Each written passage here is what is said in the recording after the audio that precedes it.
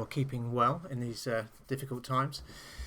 So we've come to the point now where we have been given the themes to your final NEA coursework that's due in next year, and we're going to look at starting that and getting you started over the next couple of weeks.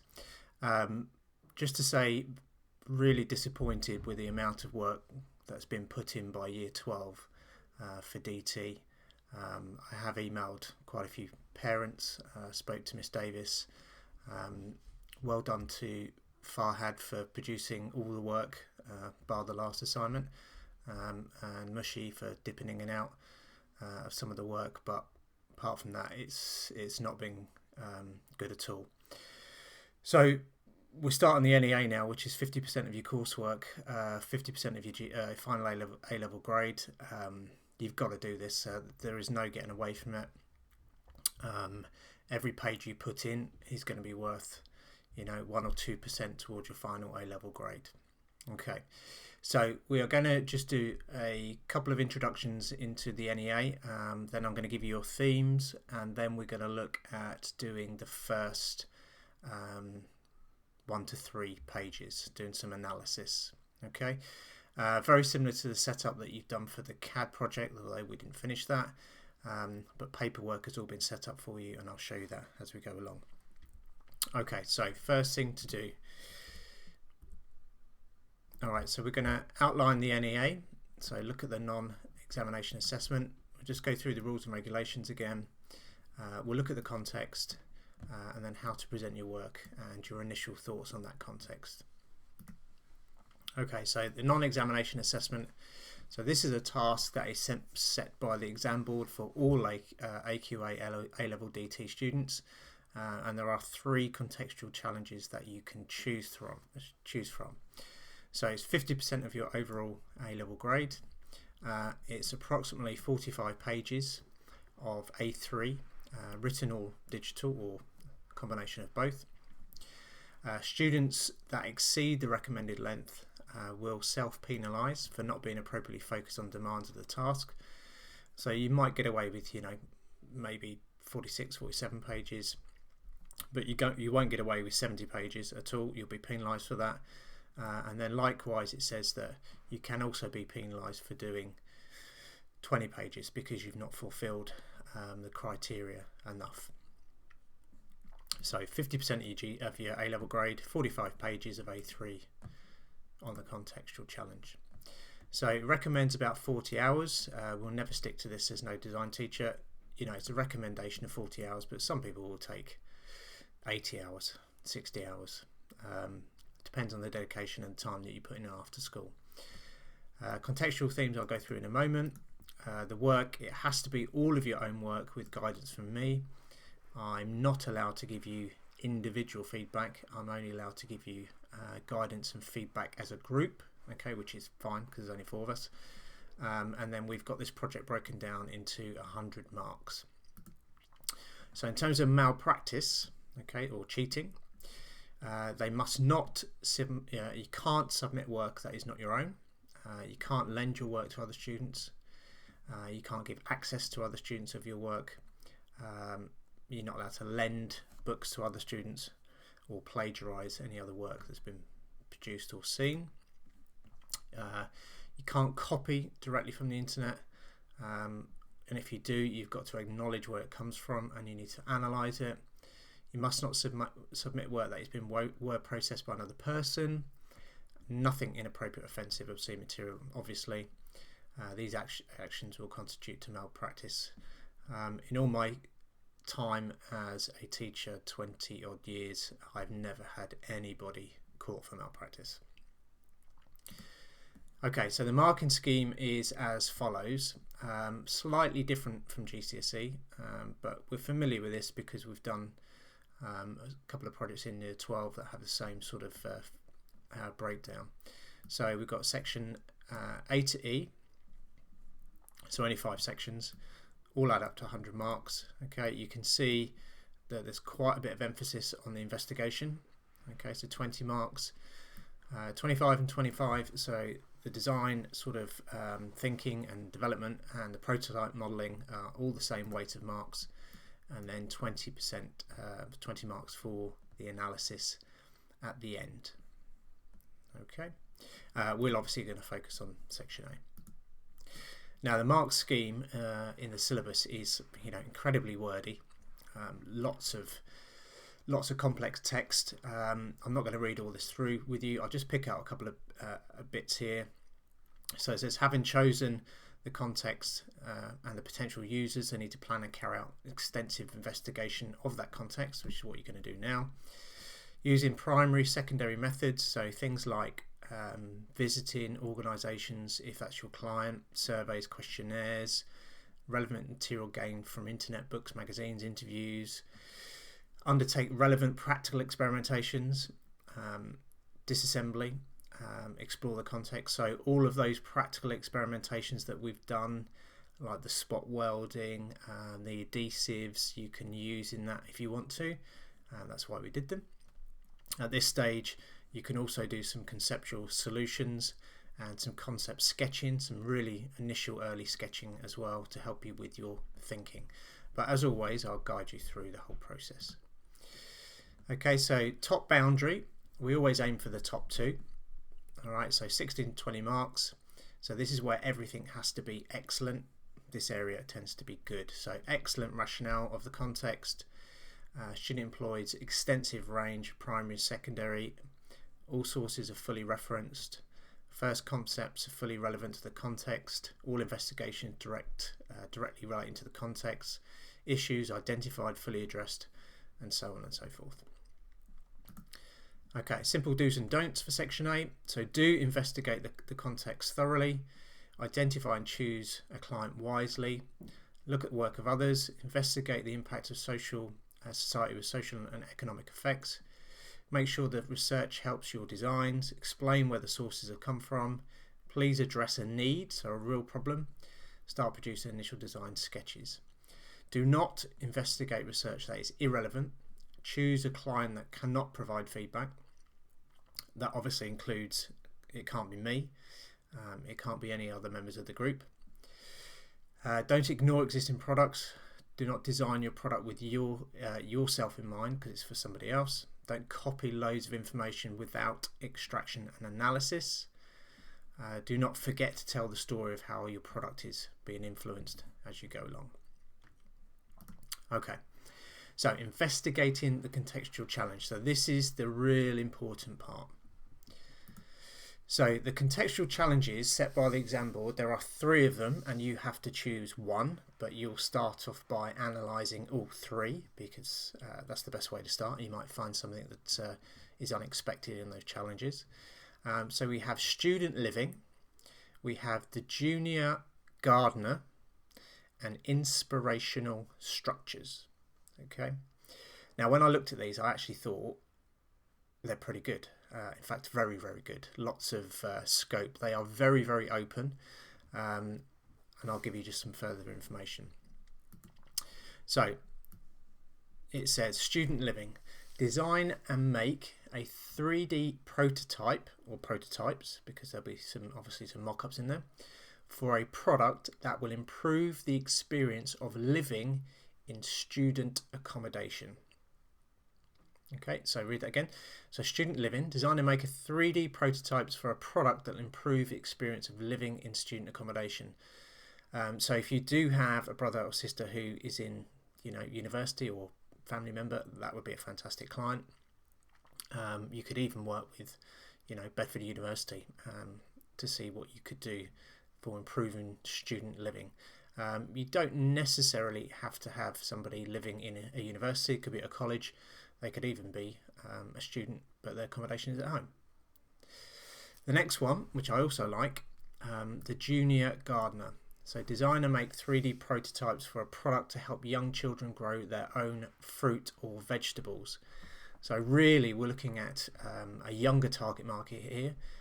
Brothers, sisters, primary school children, from ages of 5 to 10 years of age, and producing a product that will help them, encourage them to grow their own fruit and vegetables. So we're talking maybe growing beds, their own tools, you know, areas to put on the windowsill to grow products, graphics involved in that, packaging. So a really nice product as well. Okay, something that could go into primary schools where people can come outside in the garden as a group, they can grow vegetables. Okay, so that's a good product. And then the last one, inspirational structures. It's quite open, this one.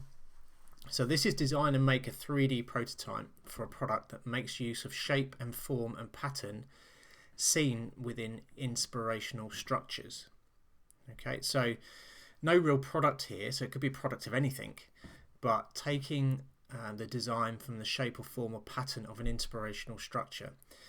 So I guess that could be structures that you see in nature, whether it's, you know, a cobweb, shell design, something you see in a building in terms of beams and windows, anything which is a structure.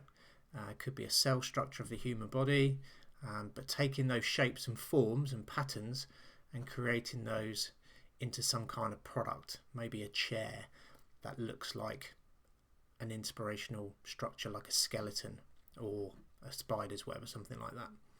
So probably a little bit more art sort of based in that shape and form, and a bit more open. The others are a little bit more specific in terms of student living and junior gardener. Okay, so what we're going to try and get you to do is you need to analyse all three of those, right? Not just the one that you've chosen, but all three of them to see whether you might change your mind along the way.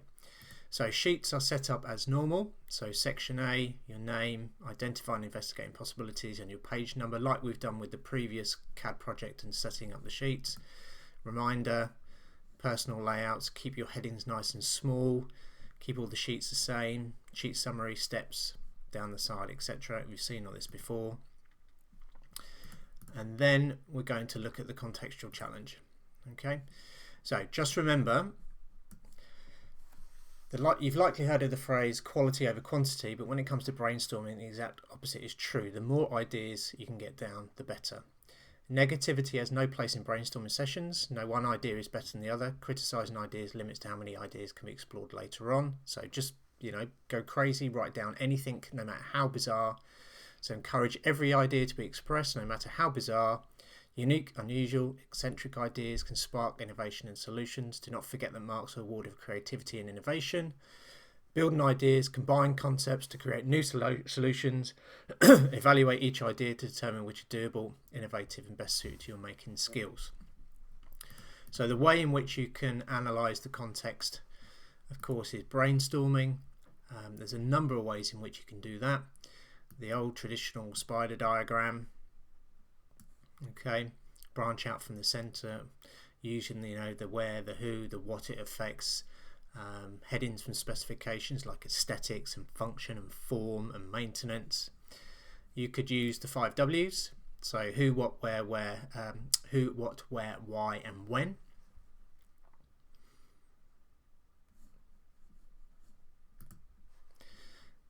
Okay, you can use the decision pentagon, so again, similar to a brainstorm spider diagram but with a pentagon, and you could do things like ideas, how it will work, aesthetics, target market, and branch out from there. You could even use the 6 hat method, where you choose different hats for different outcomes.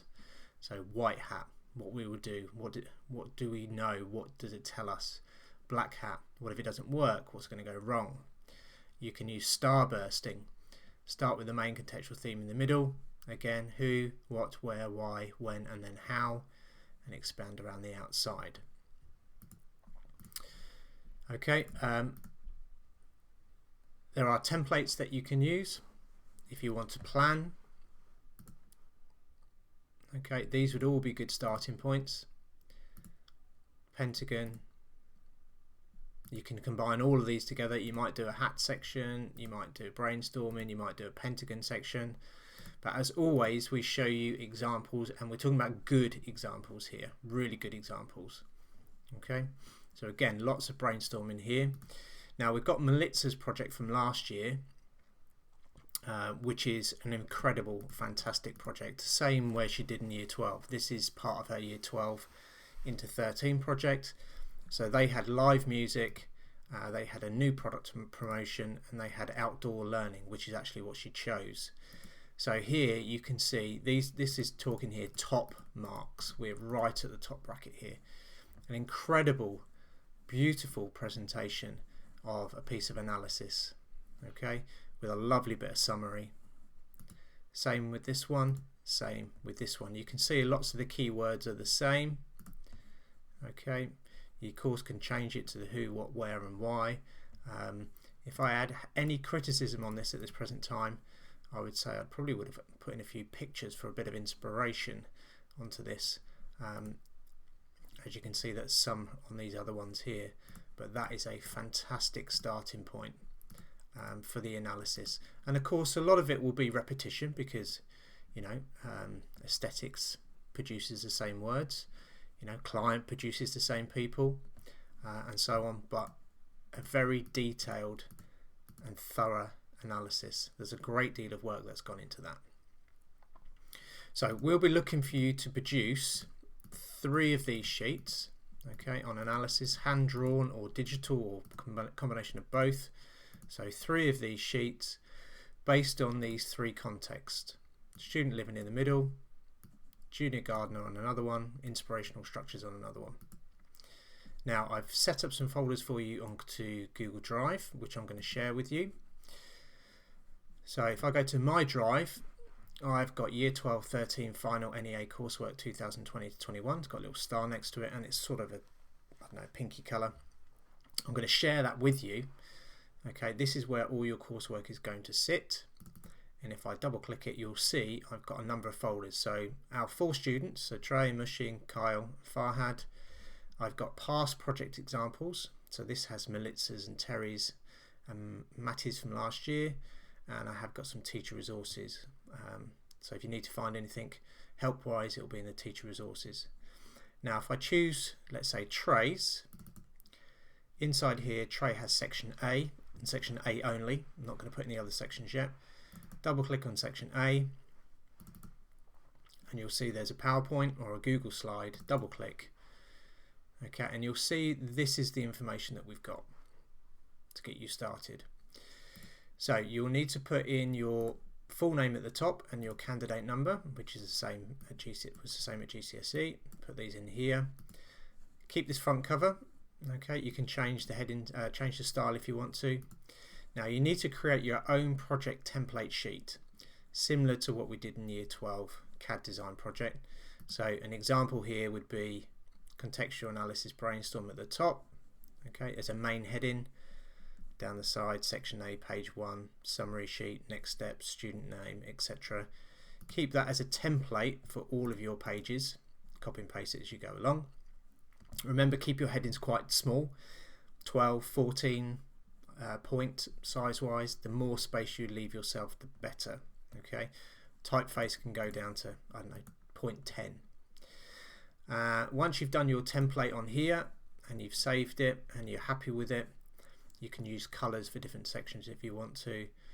Copy and paste it onto here, copy and paste it onto here, and then you're going to start with the analysis on each sheet. Student living, junior gardener, inspirational structures.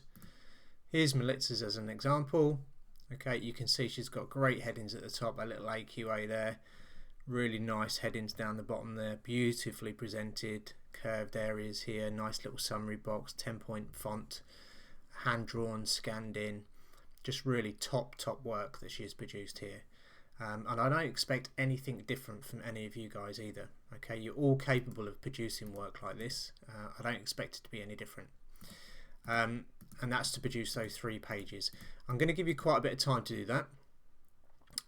Probably 10 days, 14 days, a couple of weeks to get those first sheets up and running.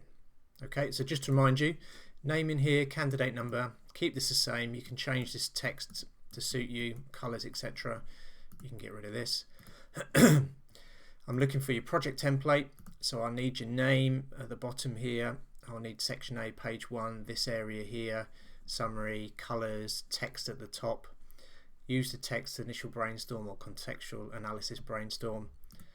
Okay, copy and paste it onto there, your template. Start the student living one, start the junior gardener one, start the inspirational structures one, and then you can delete this example at the end. Okay, hope you are fine with that. I will set the assignment and I'll email it to you. I'm also going to email the assignment to your parents as well, because I'm sure as you're aware, I've emailed parents before, and many parents were unaware that you weren't doing any work for me, and hopefully that will change as we get into this new project. Please talk to each other. So Farhad, I know you're doing the work and you're doing it really well, so text, email the other boys, try and get them motivated. Mushi, I know you're okay, but Trey and Kyle, not really too sure what you're doing at the moment. We need to sort of step it up, boys, and get these 3 sheets done. Okay, thanks for your time, guys. I'm looking forward to receiving the work. I'll speak to you soon.